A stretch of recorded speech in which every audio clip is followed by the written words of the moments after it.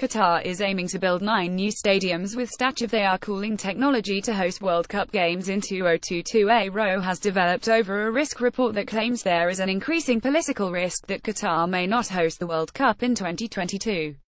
The study, by management consultants Cornerstone Global, assesses the impact of the current diplomatic crisis between the tiny, gas-rich emirate and its neighbors.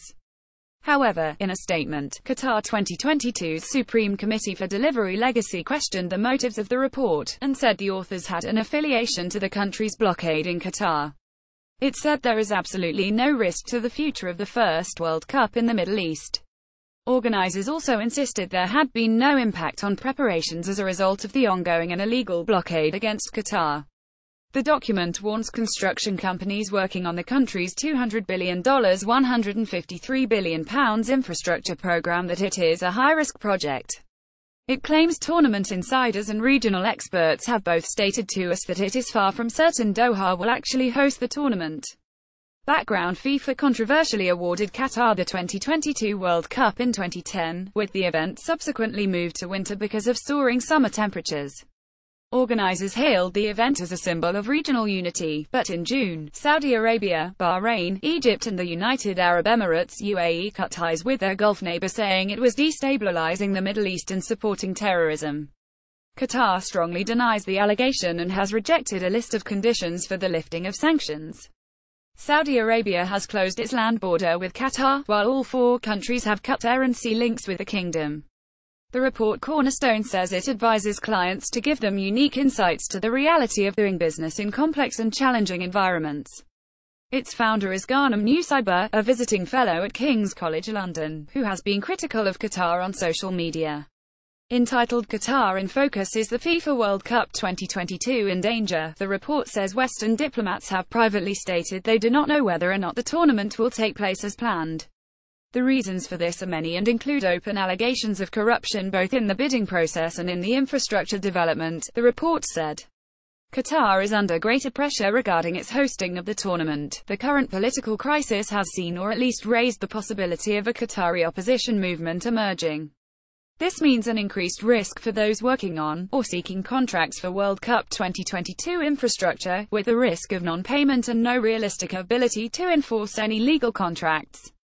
Given the current political situation, it is certainly possible that the tournament will not be held in Qatar.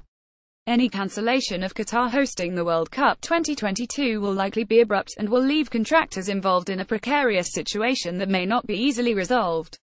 The report continues: construction sources in Qatar have informed us that companies working on the World Cup, whilst not panicking yet, are already feeling the impact of the sanctions, with logistics proving costly and challenging to reorganize in light of the border closures with its neighbors. A group of 5 project managers working for a variety of small multinational companies, all with government contracts related to World Cup construction, told us in July 2017 that their costs have increased by between 20 and 25% due to logistical problems.